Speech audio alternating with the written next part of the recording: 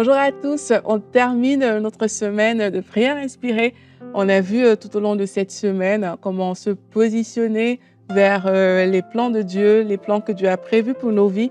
Et aujourd'hui, on va prier pour les personnes qui sont découragées parce que sur le chemin de la vie, comme on a vu, il y a des hauts, il y a des bas, parfois il y a des combats qu'il faut remporter.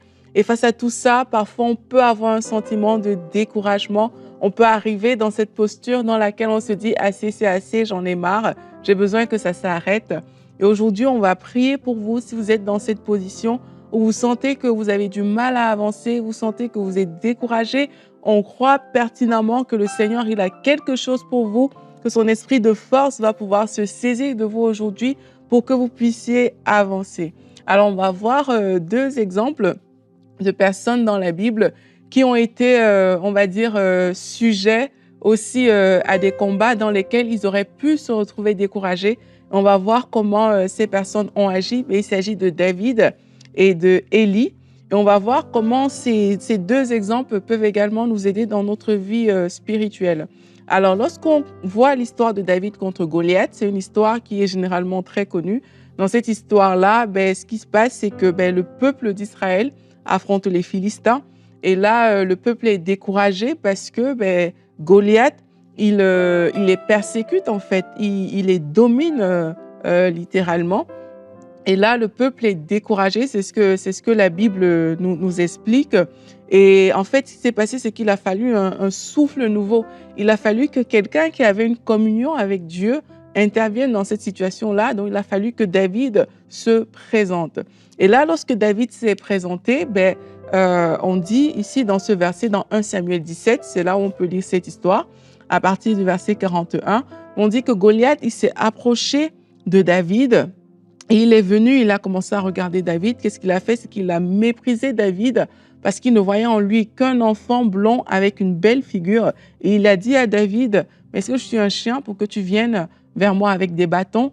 Et il a maudit David par ses dieux et il a ajouté, viens vers moi et je donnerai ta chair aux oiseaux du ciel et aux bêtes des champs. Donc ça, c'est comme ça que le Philistin s'est présenté devant David. Et quelquefois, nous-mêmes, alors qu'on est là, on vit, il y a des situations qui peuvent tellement t'affecter que tu as l'impression qu'à cause de ces situations, tu es méprisable en fait. Tu te retrouves comme quelqu'un de... Mais cette situation, ce qu'elle entraîne dans ma vie, elle entraîne la pitié, elle entraîne le mépris, même de la part des personnes. Et on peut se sentir découragé par rapport à ça. Et quelque chose que j'admire, que j'aime beaucoup dans ce passage, c'est la réaction de David qui lui a tout simplement dit à partir du verset 45 que tu viens contre moi avec l'épée, avec le javelot, mais moi je viens contre toi au nom de l'Éternel des armées que tu insultes. Et il dit aujourd'hui, et c'est là où je veux qu'on s'arrête, verset 46, aujourd'hui l'Éternel te livrera entre mes mains, je t'abattrai et je te couperai la tête. Aujourd'hui je donnerai les cadavres du camp des Philistins aux oiseaux du ciel et aux animaux de la terre. Ça, c'est la réaction que David a eue là où tout le peuple était découragé. Tout le peuple qui était supposé combattre Goliath était dans le découragement total. Et David, il vient et il se présente devant Goliath et il dit à Goliath que moi, je viens au nom de l'Éternel des armées et sache que aujourd'hui aussi, je vais donner le cadavre des camps des Philistins aux oiseaux du ciel et aux animaux de la terre. Donc ça, c'est l'histoire de David. Maintenant, on va voir l'histoire de Élie. Élie, c'est aussi un homme de Dieu, c'est un prophète extraordinaire.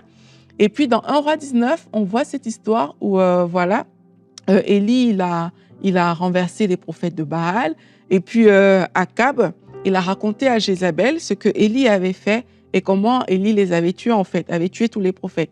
Jézabel envoie un message à Élie et Jézabel dit à Élie, on lit ça dans 1 roi 19, que les dieux me punissent très sévèrement, c'est au verset 2, que les dieux me punissent très sévèrement si demain à la même heure, je ne t'ai pas fait subir le sort que tu as infligé à chacun de ces prophètes. Et la Bible dit, ça c'est la réaction d'Élie, Élie prit peur et s'enfuit pour sauver sa vie. Donc là, on va voir que Élie, il a fui et il s'est retrouvé dans un endroit et il était en train de dire, c'en est trop, maintenant Éternel, prends-moi la vie, car je ne vaux pas mieux que mes ancêtres. Donc là, Élie dit « trop, c'est trop ». Donc ça, c'est la réaction de Élie. Donc on voit deux personnes. D'un côté, on a David, qui a été menacé par Goliath, et Goliath lui dit « je vais te tuer ». De l'autre côté, tu as Élie qui est menacé par Jézabel. Jézabel lui dit « je vais te tuer ». La réaction de David, c'est d'affronter Goliath. La réaction d'Élie, c'est de prendre peur, fuir, et il va se mettre dans cet endroit isolé. Et il dit, c'en est trop. En fait, il est découragé. Élie a choisi le découragement. Et ce jour, qu'est-ce qui s'est passé pour tous les deux? Dans le cas de David, David est devenu un héros de guerre. Et dans le cas de Élie, c'est ce jour que le Seigneur lui dit, OK, va chercher Élisée et il sera prophète à ta place. Vous voyez comment, dans des situations où on peut être victime des choses, comme eux, ils étaient victimes de menaces. Dans le cas du découragement, on va dire la carrière d'Élie, quelque part, est finie ce jour-là, alors que la carrière de David commençait ce jour-là, parce qu'ils étaient dans des situations similaires. Et nous aussi, quelquefois, on va voir que dans la vie, le découragement peut arriver. Et on peut choisir, en fait, lorsqu'on se sent découragé, de manifester nos sentiments ou nos émotions d'une certaine manière. Dans le cas d'espèce, Élie n'a pas été le bon exemple. Élie, il était juste dans la plainte. Et quand Dieu lui demande « Mais que fais-tu ici, Élie ?» Il répond à Dieu au verset 14 « J'ai ardemment défendu la cause de l'Éternel, le Dieu des armées célestes, car les Israélites ont abandonné ton alliance. Ils ont renversé tes autels, ils ont massacré tes prophètes. Je suis le seul qui reste et les voilà qui cherchent à me prendre la vie. » En fait, il présente que des problèmes. Donc pour lui, il avait trop de problèmes et il en était découragé. Et quelquefois, c'est ce qui va nous arriver. C'est qu'il y a tellement de problèmes que tu arrives au point où tu es découragé. Ben, j'ai déjà fait ci, j'ai fait ça n'a pas marché. Un peu comme là, il était en train de dire, les Israélites ont fait ceci, ils ont renversé tes autels, ils ont fait ça, ils ont fait ça.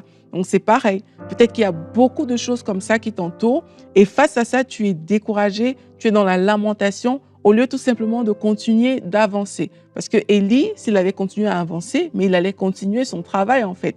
Mais là, il s'est arrêté au statu quo. Et aujourd'hui, j'aimerais vous dire que quand on se sent découragé, le tout, c'est pas juste de faire une analyse de tous les problèmes qu'on peut avoir, mais c'est de repenser à nos victoires. Et c'est exactement ce que David a fait. David, alors que Saül est en train de lui dire « mais t'es qu'un enfant », il explique en fait à Saül que mais quand je gardais les animaux, quand l'ours s'approchait et tout, mais moi je le saisissais par la gueule. En fait, il a déjà eu des victoires dans le lieu secret. Et il est venu pour lui, c'était naturel d'affronter un géant. C'était normal parce qu'il avait des victoires dans le lieu secret.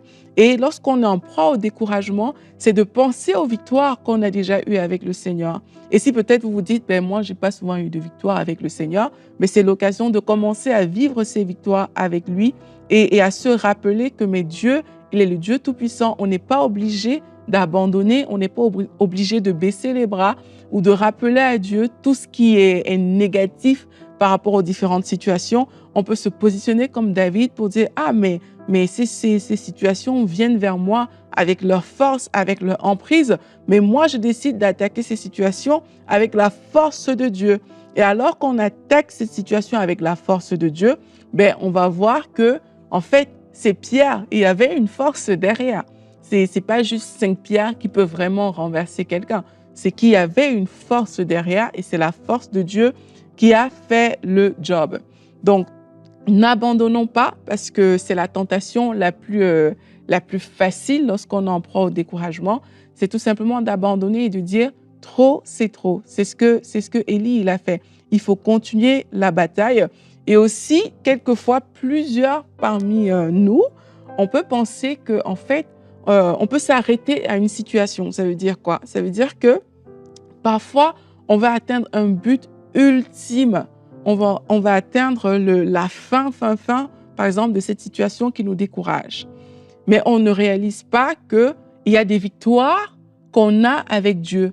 Comme cette chose n'est pas réglée, on a l'impression que tout n'est qu'échec, alors que ce n'est qu'une seule chose qui est l'échec, mais il y a plein de victoires à côté que le Seigneur nous fait vivre chaque jour. Et aujourd'hui, j'aimerais également, vous tous qui êtes découragés, vous dire, pense à cette chose que le Seigneur t'a fait de bien en fait.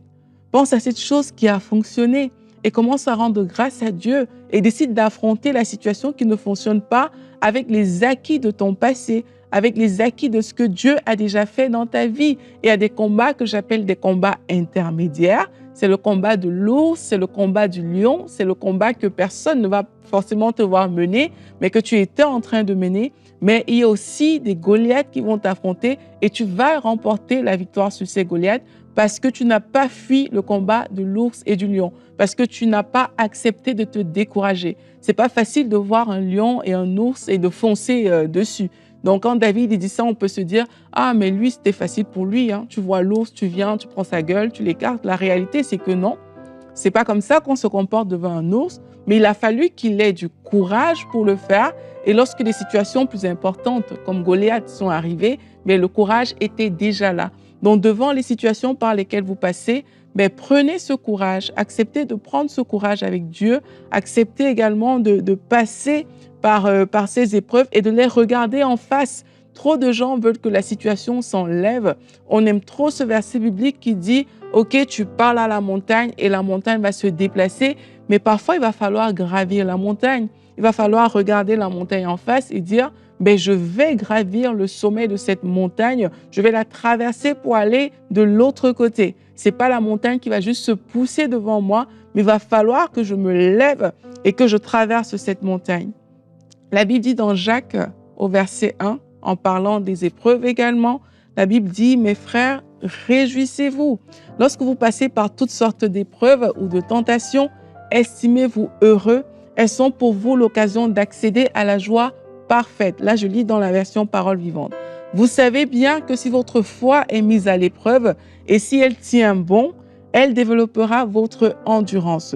Mais pour que vous parveniez à une pleine maturité spirituelle, il faut que l'épreuve achève son œuvre sans que votre constance se relâche, que votre patience se manifeste dans toute votre conduite et s'accompagne d'actes parfaits. Ainsi, vous serez plein de force et vous parviendrez au but. Vous deviendrez irréprochable. Il ne vous manquera rien. » Il y a un fruit que l'épreuve produit. Il y a un fruit que cette situation qui te décourage va produire. Et il faut que tu acceptes en fait d'affronter cette situation pour pouvoir manifester ce fruit. Il faut que tu acceptes d'aller de l'avant avec Dieu.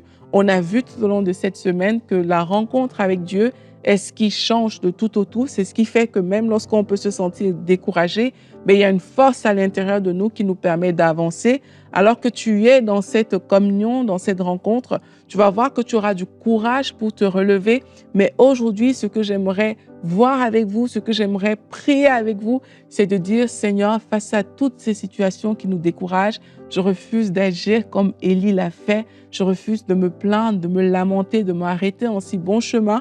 Mais ce que je veux faire, c'est que comme David, je veux avancer encore. Je veux reprendre encore mes forces. Je veux reprendre encore mon souffle. Je veux venir affronter cette situation et dire, tu viens contre moi avec ce que tu as, mais moi, je viens contre toi avec la force que Dieu m'a donnée, avec l'autorité que Dieu m'a donnée. Est-ce que vous êtes prêts pour qu'on puisse prendre ce temps de prière? Je vais aller rejoindre Gordon et ensemble, on va prier et je crois que le Seigneur va agir puissamment aujourd'hui. Alléluia. Merci Seigneur. Gloire à Jésus.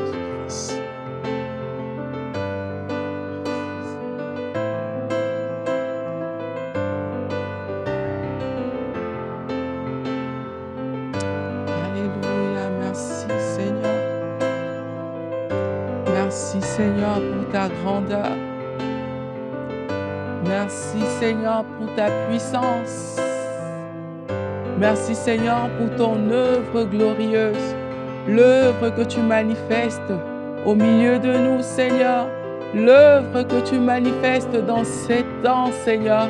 Nous te bénissons pour ton œuvre parfaite, nous te bénissons Seigneur pour ta grâce excellente, nous te rendons l'honneur, nous te rendons la gloire. Tu es le Dieu qui relève la tête des personnes qui sont courbées. Tu es le Dieu qui nous relève lorsque nous sommes découragés. Et nous voulons t'adorer aujourd'hui. Nous voulons t'honorer, Seigneur Jésus. Nous voulons nous tenir devant les défis. Nous voulons nous tenir devant ces situations qui perdurent et qui découragent. Et nous voulons proclamer ta parole. Nous voulons proclamer ta grandeur. Nous voulons proclamer ta force. Nous voulons proclamer ta puissance. Cette situation n'est pas plus grande que toi. Cette situation, Seigneur, elle n'est pas plus forte que toi. Tu es le Dieu juste et bon. Tu es le Dieu fort. Tu es le Dieu tout-puissant. Cette situation est insignifiante devant ta grandeur, Seigneur. Nous proclamons ta grandeur. Nous proclamons ta grandeur.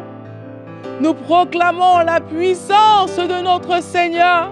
Nous proclamons ta grandeur, Seigneur. Oui, Seigneur, il sortira un fruit. Il sortira un fruit de cette situation. Il sortira un fruit qui t'honore. Le fruit de la maturité spirituelle. Le fruit qui nous rend parfaits. Le fruit qui nous donne de tourner nos regards vers toi et de n'avoir plus peur. Il sortira un fruit de cette situation, Seigneur. Seigneur, nous ne nous arrêterons pas en si bon chemin. Nous ne nous arrêterons pas comme Élie a pu s'arrêter. Mais Seigneur, nous avançons devant cette situation. Accepte d'avancer devant cette situation. Accepte de la regarder en face et de dire, toi, tu es venu contre moi cette chose. Tu es venu contre moi avec ta force. Tu es venu contre moi avec tes limitations. Tu es venu contre moi. Mais aujourd'hui, je viens contre toi au nom de Jésus, mon Seigneur et mon Sauveur.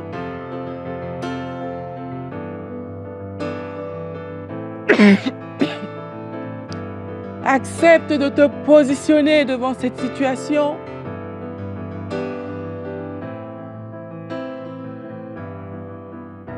Accepte de l'affronter.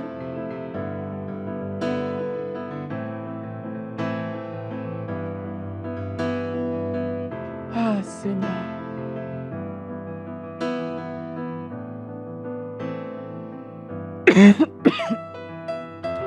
Merci Seigneur Jésus-Christ. Tu es le Dieu Tout-Puissant. Alors que mes frères et mes sœurs font face à ces situations, alors qu'elles sont en train de parler à ces situations de ta grandeur, alors qu'elles sont en train de parler de ta puissance, alors qu'elles sont en train de parler de ton autorité, de ta gloire, alors qu'elles t'acceptent, Seigneur, de monter sur cette montagne et de la franchir, Seigneur, ta puissance se manifeste. Ta puissance opère. Ta puissance, Seigneur, agit. Accepte d'affronter ce géant. Accepte de faire face à cette chose. Tu as peur de te faire licencier. Si tu refuses de succomber à cette situation, tu as peur, tu te dis, mais on va me virer. Et comment je vais faire? Comment je vais vivre si je perds ce travail? Tu veux succomber. Tu te dis, mais comment je ferai? Mais aujourd'hui, je te dis, affronte. Affronte cette situation. Elle n'est pas plus grande que toi. Elle n'est pas plus forte que toi. Et même si ça finit par un licenciement, Dieu a prévu quelque chose de meilleur. Dieu a prévu quelque chose de meilleur. Accepte d'affronter ce géant. Accepte de gravir cette montagne. Accepte de relever ta tête, d'aller de l'avant. Accepte de te relever. Même si tu es tombé, même si c'est dur, accepte aujourd'hui de te relever encore. Accepte d'aller encore de l'avant et de ne pas tourner la tête. Seigneur, agis puissamment. Agis puissamment dans la vie de tes enfants. Alors qu'ils ont choisi d'avancer, Seigneur, que ta force les accompagne. Que ta force les accompagne. Que la puissance de ton esprit les accompagne. La puissance qui a accompagné David dans ce combat contre Goliath. Que la puissance de ton esprit les accompagne. Que ta gloire les accompagne, Seigneur. Tu es le Dieu de victoire. Tu es le Dieu de victoire. Tu es le Dieu de victoire. La victoire est pour nous. La victoire est pour tes enfants. La victoire a été acquise sur ces trois. La victoire est déjà disponible. Avance avec ta victoire. Avance vers cette victoire. Saisis-toi d'elle. Saisis-toi d'elle et proclame la parole de Dieu. Parle la parole de Dieu sur cette situation. Parle la grandeur de Dieu. Parle la puissance de Dieu devant cette situation. C'est comme ça qu'on gravit les montagnes. C'est comme ça qu'on gravit les montagnes. Oh, cette situation n'est pas plus forte que ton Dieu. Relève ta tête, toi qui étais découragé. Relève ta tête, toi qui n'en pouvais plus, et commence à déclarer, tu n'es pas plus fort que Dieu. Jésus t'a déjà vaincu à la croix. Regarde cette chose en face et dis-le. Jésus t'a déjà renversé. Jésus t'a déjà dominé. Jésus t'a déjà vaincu. Jésus a déjà dépouillé ses forces, ses puissances des ténèbres. Jésus a déjà réglé leur compte. C'est déjà fait. C'est déjà fait. Seigneur, nous refusons de nous laisser dépouiller alors que tu as dépouillé les puissances des ténèbres. Nous refusons d'être découragés alors que ta force et ton courage sont disponibles pour nos vies. Nous refusons de rester la tête courbée alors que sur cette croix, tu as relevé nos têtes. Nous refusons d'être dans le découragement alors que toi, Jésus, tu as payé ce prix. Seigneur, nous proclamons que ces épreuves produiront un fruit pour ta gloire. Elles produiront un fruit pour ta gloire. Seigneur, merci parce que tu relèves. Tu relèves une personne qui a la tête courbée. Tu relèves une personne qui était désespérée. Merci pour ta force qui saisit mon frère. Elle saisit ma soeur maintenant et sa tête est relevée. Cette chose que tu n'arrivais pas à faire. Tu avais trop peur de poser cet acte de foi. Tu avais trop peur. Satan avait réussi à te mettre dans cette situation dans laquelle tu étais les mains liées. Tu n'arrivais plus à avancer à cause du découragement. Tu avais peur de poser ces actions. Tu t'es posé 1001 questions. Mais aujourd'hui, la force pour agir t'est donnée. La force pour poser cet acte, elle t'est donnée par Dieu. Tu reçois cette force et tu choisis d'avancer avec elle. Et s'il fallait déposer un dossier, tu le déposes. S'il fallait aller voir ce patron, lui dire « Je démissionne », tu le fais. Parce que tu as cette conviction de Dieu qu'il veut t'amener plus loin. Parce que tu as cette conviction de Dieu que tu ne peux pas succomber. Tu ne peux pas accepter qu'on te malmène. Tu ne peux pas accepter de sortir des voies de Dieu à cause d'un travail. Non. Tu prends la décision et tu fonces au nom de Jésus-Christ. Pose cet acte de foi, même si ça paraît fou, même si ça paraît insensé, pose cet acte. Seigneur, alors que tes enfants ont décidé de relever la tête pour marcher dans ce que tu as déjà accompli, pour aller dans la direction que tu as déjà donnée, alors qu'ils ont décidé de t'honorer, Seigneur, alors qu'ils ont décidé de se tenir devant ces géants, non pas avec leur propre force, mais par la puissance du Saint-Esprit, qu'une onction fraîche les recouvre maintenant. Qu'une onction fraîche soit leur partage et qu'ils courent vers le but, qu'ils courent pour accomplir leur destinée, qu'ils courent pour remporter leur victoire, qu'ils courent pour saisir, Seigneur, ce que tu en réserves pour eux. Et ces personnes qui pleurent parce qu'elles sont découragées, Seigneur, que leurs larmes soient essuyées aujourd'hui. Tes larmes sont essuyées. Relève ta tête. Tes larmes sont essuyées. Marche dans la dignité que Dieu t'a donnée, que Jésus t'a donnée sur cette croix. Marche dans cette dignité. Hier, peut-être tu as commis des erreurs. C'est pas grave. Relève ta tête et décide d'affronter ces géants. Décide d'affronter cette épreuve. Il faut opposer l'ambition à l'ambition. C'est une phrase qui avait été prononcée par un général lors d'une des guerres mondiales. Il faut opposer l'ambition à l'ambition. Là où Satan a pour but, il a pour mission de te dérouter, de te décourager. Aujourd'hui, tu te lèves avec la force de Dieu et tu dis, je te résiste, Satan. Et alors que tu es en train de résister à Satan, comme la Bible le dit, il fuira loin de toi. Cette chose qui te décourage fuira loin de toi. Elle fera partie de ton passé parce que ta tête est relevée par la puissance de Jésus-Christ. Seigneur, merci parce que tu relèves la tête de tes enfants. Merci parce que tu as entendu leurs cris. Tu as entendu ces soupirs. Ils sont montés vers toi et tu as choisi de relever leur tête aujourd'hui. Tu as choisi d'abreuver les personnes découragées.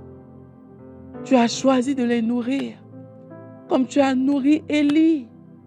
Tu as choisi, Seigneur, de les abreuver.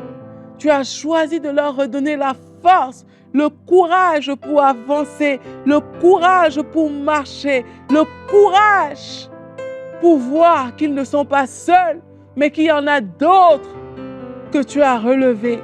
Il y en a d'autres qui n'ont pas fléchi les genoux. Il y en a d'autres, Seigneur, que tu as équipés. Vous n'êtes pas seuls. Tu n'es pas seul, toi qui pleures, tu n'es pas seul. Le Seigneur est avec toi. Dieu est de ton côté. Il est de ton côté. Relève ta tête aujourd'hui. Décide de marcher la tête haute. Décide d'affronter cette situation.